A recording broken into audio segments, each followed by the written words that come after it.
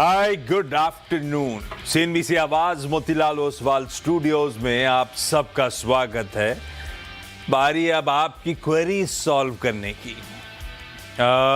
सास, बहू और सेंसेक्स की शुरुआत करेंगे और आज मदद करने के लिए राजेश सातपुते.com के पुणे से श्री राजेश सातपुते साहब स्क्रीन पे आपको रेडी नजर आएंगे। सातपुते साहब, हाय, गुड आफ्टरनून।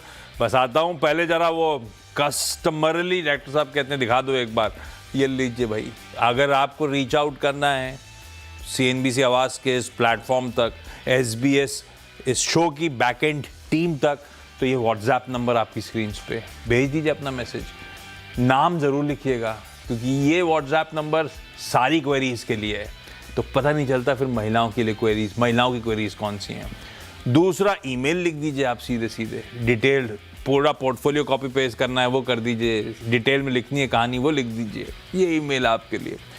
और तीसरा, अगर सोशल मीडिया पे एक्टिव वहीं सवाल दाग देने का मन करता है तो वहीं दाग दीजिएगा, पर इन हैशटैग का इस्तेमाल कर दीजिएगा तो हम तक पहुंच पाएगा। और उसमें भी प्रेफरेबली नीचे वाला वो हैशटैग सास, बहू और सेंसेक्स ज़्यादा बेहतर है। ऑन द शो दिखा देता हूँ, इन स्टॉक्स पे सतपुते साहब के साथ आने वाले कुछ मिनटों में चर्चा हो रही होगी। ये आज की क्वेरीज हैं दरअसल। लाइए जरा, उसके बाद मार्केट्स रखिए स्क्रीन पे। भाई साहब, वो कहते हैं ना, दिक्कतें, दबाव, प्रेशर, वो पिटाई, वो भारतीय बाजारों की ले दे के कंटिन्यू हो रही है। आज सुबह कह रहा था 5 दिनों से, जोड़ दीजिए, छठा ट्रेडिंग सेशन हो गया आपकी स्क्रीन पे। भाई साहब, भारतीय बाजारों में दबाव के साथ ही कामकाज हो रहा है। आज पूरे दिन लाल में थे। शुरुआत 60 पॉइंट के आसपास का दबाव था, उसके बाद एक स्पाइक जो आया था वो भी मतलब दबाव में थे, 20 पॉइंट दबाव आया था वहां से, फिर फिसलता चला गया मामला। भाई एक समय तो हमारे भारतीय बाजार 100, ये जो नीचे बना था 11 साढ़े 110 पॉइंट के आसपास, 110 112 पॉइंट के आसपास का दबाव था, आधे % नीचे चले गए थे। हाँ, वहां से कुछ बहुत रिकवर हुए, लेकिन कहने की बात है रिकवर हुए। ले देखिए, टेक्सचर क्लियर है, दायरे में दायरा नीचे सरकता चले जा रहा है, रोज नए लोज बना रहे हैं हम लोग, लोअर हाइज बना रहे हैं, वो सिलसिला कंटिन्यू कर रहा है।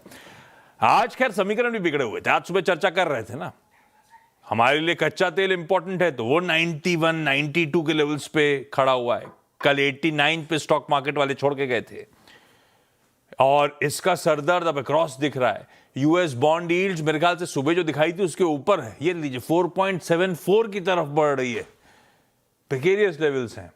ये दिखा रहा है यूएस अर्थव्यवस्था में भी डर, महंगाई का, क्योंकि उनके तो पंप प्राइसेस में सीधे चले जाता है बड़े दाम, और दूसरी तरफ डर है यूएस एग्रेसिव बोरोइंग का, वो सब दिख रहा है आपको इस पे।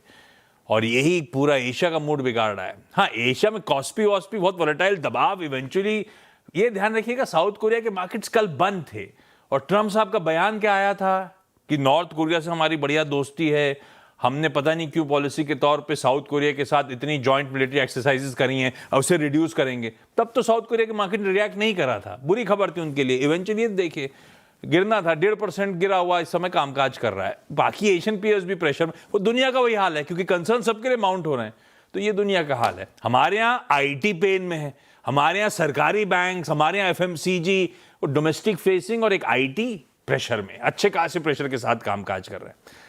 कुछ बहुत जो बाइंग इंटरेस्ट आ रहा है मेरे ख्याल से ऑटोज में सिलेक्टिवली आपको देखने को मिलेगा, और लक्ष्मण अभी अपडेट्स कुछ देर पहले शेयर कर रहे थे, और डिफेंस वैसे ही मूड अच्छा चल रहा है, तो डिफेंस में थोड़ी बहुत सिलेक्टिव बाइंग है। ये कुछ चुनिंदा पॉकेट्स हैं जहाँ थोड़ा बहुत हरियाली के पैच आपको देखने को मिलेंगे।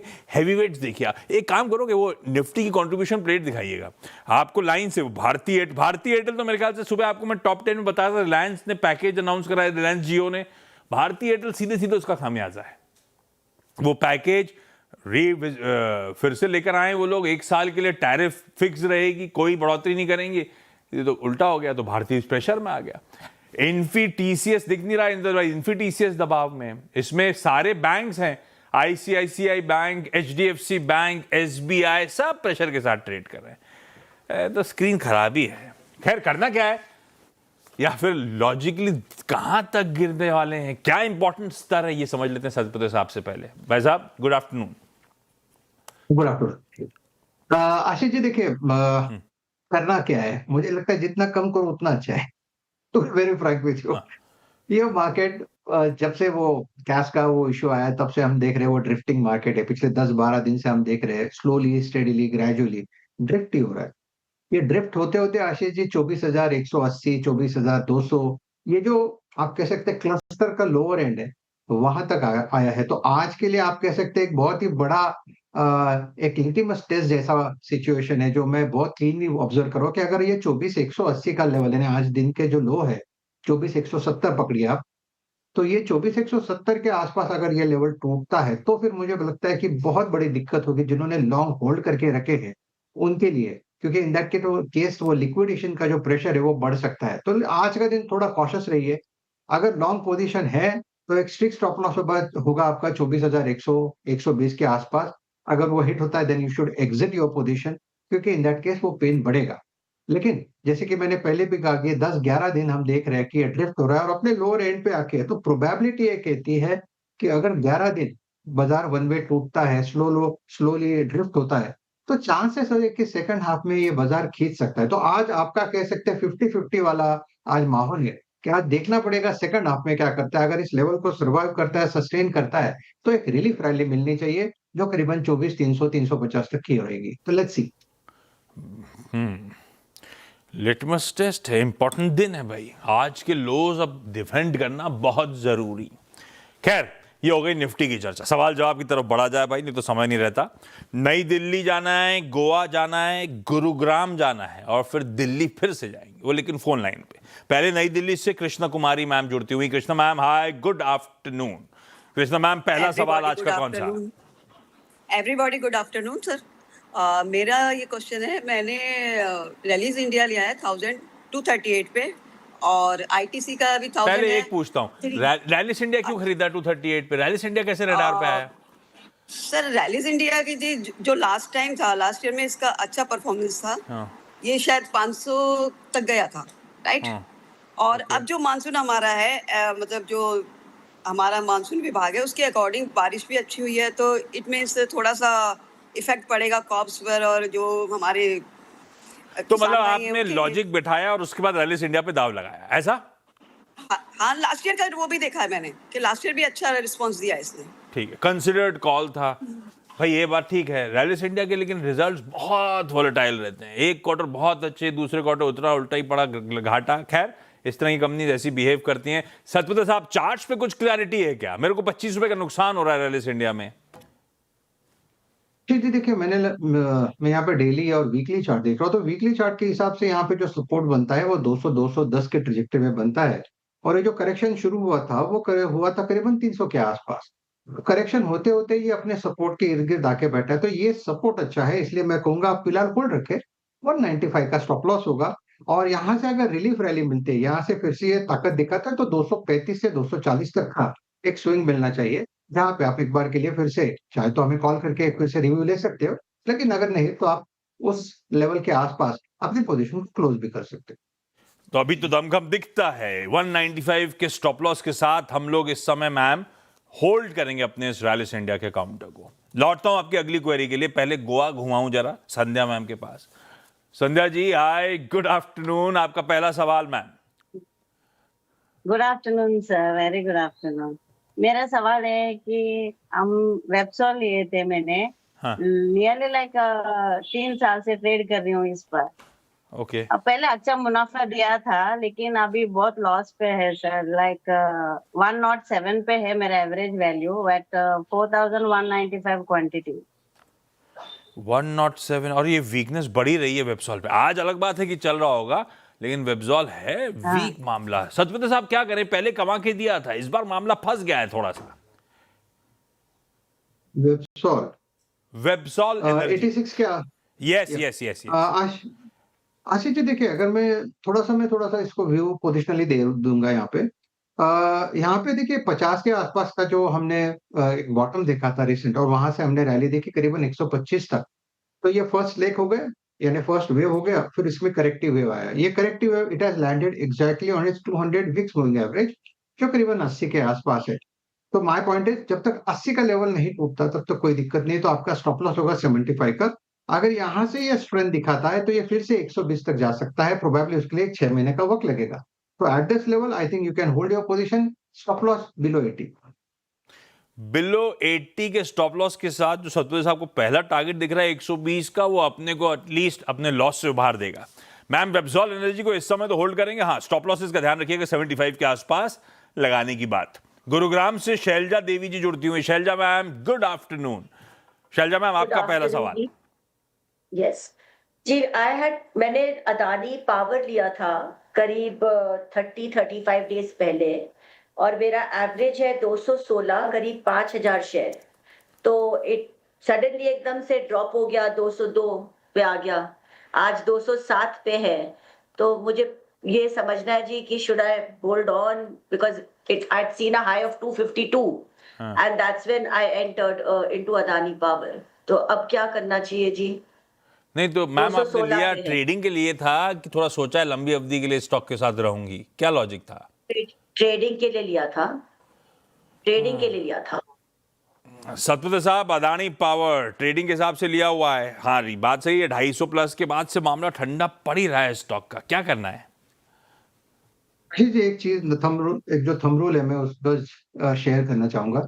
अगर किसी ने ट्रेडिंग के लिए कोई काउंटर लिया है, तो ट्रेडिंग के हिसाब से सबसे बड़ी बात आती है, एक तो स्टॉप लॉस और दूसरा टारगेट। अगर आपका स्टॉप लॉस ट्रेडिंग में हिट होता है तो I think your position should be close. Trading में एवरेजिंग नहीं आता, आपने जो एवरेजिंग की है वो नहीं आता, तो you should be careful from here onwards. आप थोड़ा थोड़ा देखिए इस पे, क्योंकि एवरेजिंग में होता है क्या, आप लॉसेस को एवरेज करते रहते हो और इवेंचुअली वो लॉस बहुत बड़ा हो जाता है। उससे अच्छा अगर छोटा मोटा लॉस है वो निकाल के आप पोजीशन क्लोज करें, वो एक बेहतर स्ट्रेटेजी होती है। देखिए अडानी पावर अगर आप देखें तो यहाँ पे 240 250 से हमने वन वे करेक्शन देखा है, जो करेक्शन करीब 200 के आसपास एक साइकोलॉजिकल सपोर्ट है। तो आपका स्टॉप लॉस 200 के नीचे होगा 190 का, और होल्ड रखें।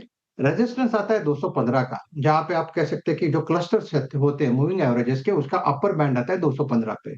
अगर आशीष जी 215 का लेवल निकलता है, फिर इन दैट केस हम कह सकते हैं कि ये फिर से अपनी स्ट्रेंथ के साथ प्ले होगा। प्रोबेबली इन दैट केस 240 250 तक भी चला जाए। अच्छा, अडानी है, हाई बीटा है, तो आपको पता है मूव कितना क्विक होता है, तो स्टॉप लॉस होगा 190 का। 190 के एसएल के साथ ये भी होल्ड करना है। कृष्णा मैम, अगला सवाल। हाँ सर, मेरा अगला सवाल है, मैंने आईटीसी लिया था 1000 शेयर 310 में, और इसका मुझे डिविडेंड भी मिला है। तो बताइए इसको मेरे को क्या करना, होल्ड करना है या जो आप। हाँ, सतपति साहब, क्या करा जाए? ठीक है, वैल्यूएशंस अट्रैक्टिव हैं, बढ़िया है, पर चलता नहीं है और कुछ करके नहीं दिखा रहा ये स्टॉक। रखना है नहीं रखना है? क्या आशीष जी, देखिए उनने दो चीज की, डिविडेंड मैंने यहाँ पे लिया तो उनका एक आप कह सकते हैं उनका डिविडेंड पे भी एक नजर रहती है, डिविडेंड में वो गेन करना चाहती है। दैट सिंपली मीन्स कि थोड़ा सा अगर लॉन्ग टर्म आप रखे तो ठीक है। काउंटर में वैसे अगर आप देखें तो पूरा सेक्टर ही खराब चल रहा है। आप कोलगेट देखिए, आईटीसी देखिए, डाबर, मैरिको, सब कुछ देखिए, सब कुछ ठंडा ही है। तो फिलहाल ये काउंटर, ये सेक्टर ही ठंडा है, तो मैं ये बोलना मुझे उचित नहीं लगता, क्योंकि आपने रिसेंट लो पे है, आप 52 वीक लो पे चल रहा था, यहाँ पे पोजीशन काट लीजिए, ये स्ट्रेटेजी नहीं होती, क्योंकि ये बड़े काउंटर है। आई थिंक अगर आपके पास वक्त है, अगर आप इसे 1 साल देना चाहते हो, then you can hold, otherwise you can close your position. लेकिन अगर 1 साल रखते हो तो फिर मुझे लगता है यहाँ से आपको रिवर्सल मिलेगा। 220 225 से इसका पहला जोन है, पहला सप्लाई पॉइंट है। अगर ये 300 320 का और 325 का, तो ये जो 20-25 पॉइंट का जोन निकलता है, फिर आशीष जी मुझे लगता है यहाँ पे 360 तक की रैली आएगी, लेकिन उसके लिए आपको थोड़ा पेशेंस रखना पड़ेगा। बहुत लोग मानते हैं डाउन साइड थोड़ा सा रिस्ट्रिक्टेड है, क्योंकि आप जिस डिविडेंड की बात कर रहे हो उस डिविडेंड यील्ड की अट्रैक्टिवनेस काफी ज्यादा प्ले आउट होनी शुरू हो जाती है। पर ठीक है, इस लेवल्स पे तो निकलना नहीं है, होल्ड करते हैं अपन लोग। 320 के आसपास का पहला टारगेट, आप प्रॉफिट में आ रहे होगे, आपकी खरीद के आसपास आ रहा होगा। एक बार उस चैनल को क्रॉस करा तो अच्छे खासे मीनिंगफुल अपसाइड देखने को मिलेंगे। आईटीसी होल्ड है for the time being, provided थोड़ा सा आप होल्ड करो लंबे समय के लिए। संध्या मैम, अगला सवाल। सर मेरा अगला सवाल है, मैंने हाँ, आइनॉक्स विंड लिया था 2024 में of 1022 at 200 price. So what should I do sir? क्या करना है, एवरेज करूं या बहुत लॉस पर है? 200 का लिया था? अरे हाँ, बाप रे। 199.88 पैसे। हाँ, कब लिया था?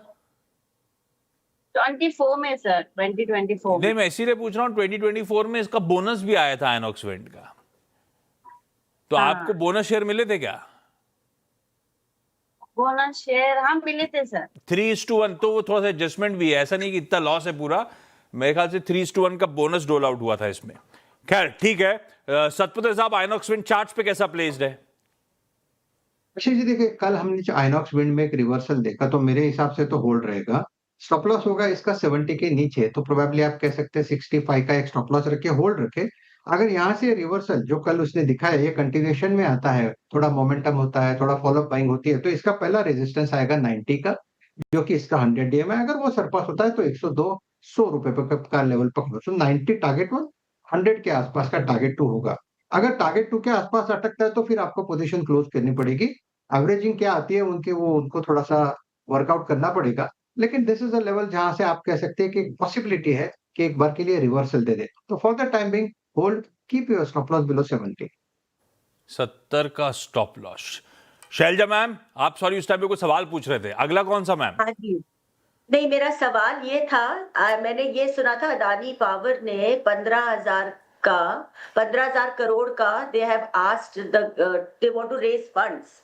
Okay. So the reason for this, I mean people who have invested, जिन्होंने इन्वेस्ट करा है, उन्होंने प्रॉफिट बुकिंग करी और इसीलिए 202 पे ये स्टॉक चला गया।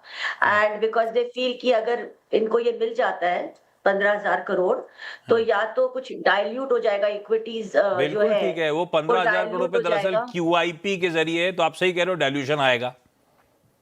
तो अगर डाइल्यूशन आएगा तो इसका मतलब पावर विल गो अप और not go up. No, so dilution आएगा इसका मतलब है कि मेरा EPS रिड्यूस हो रहा होगा, मेरा वैल्यूएशन लिहाज से थोड़े से स्क्वीज हो रहे होंगे, पर अडानी पावर अपनी बैलेंस शीट को रिसेलेक्ट कर रहा है, ग्रोथ कैपिटल मोबिलाइज कर रहा है, तो इवेंचुअली धंधे में डाल रहा होगा वो पैसा। तो एजम्पशन ये रहता है कि पैसा अगर ग्रोथ के लिए इस्तेमाल हो रहा है तो EPS आगे इवेंचुअली पिकअप करेगा और ये डाइल्यूशन के पार निकलती हुई कंपनी नजर आएगी। तो ये बात लॉजिकल है कि अगर QIP इशुएंस 15,000 करोड़ रुपए का हो रहा है तो शेयर जारी करेगी कंपनी एडिशनल, और हाँ डाइल्यूशन हो रहा होगा, उसका एडजस्टमेंट देखने को मिलेगा। और ये भी हो सकता है जब QIP ने सस्ते में पैसा उठाया, उनका अगर लंबी अवधि का नजरिया ना हो तो माल छोड़ने भी आ सकते हैं। तो ये तो खैर पार्ट एंड पार्सल है। खैर अगला सवाल यही है कि कुछ और था मैम? हाँ जी, अगला सवाल ये है सुजलॉन एनर्जी। ये जी मैंने खरीदा था करीब 15 दिन पहले, 2 महीने पहले, and it was bought at 53 rupees 60 पैसा, करीब 10,000 शेयर।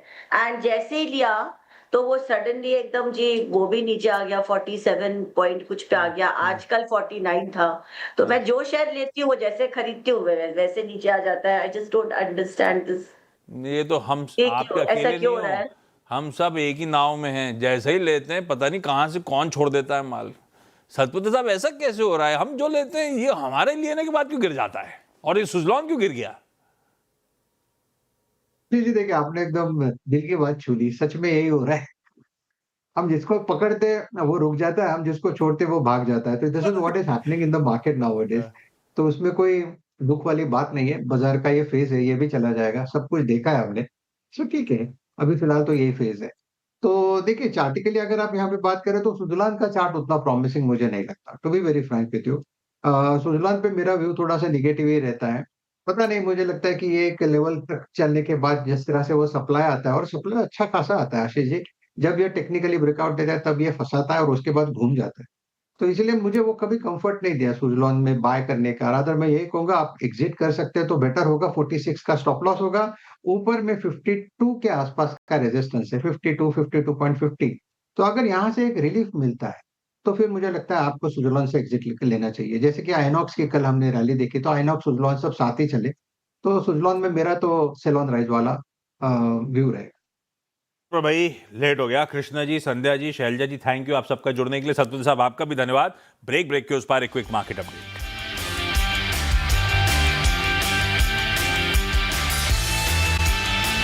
भाई ब्रेक के बाद आप सबका स्वागत है। अगली मुलाकात कब होगी ये बताने लौटा हूं। 1:27 पे न्यूयॉर्क कंपनी, और न्यूयॉर्क कंपनी में आज होगा ओलेक्ट्रा ग्रीन टेक का टॉप मैनेजमेंट। कंपनी के MD महेश बाबू से होगी चर्चा। जुड़िएगा। नमस्कार।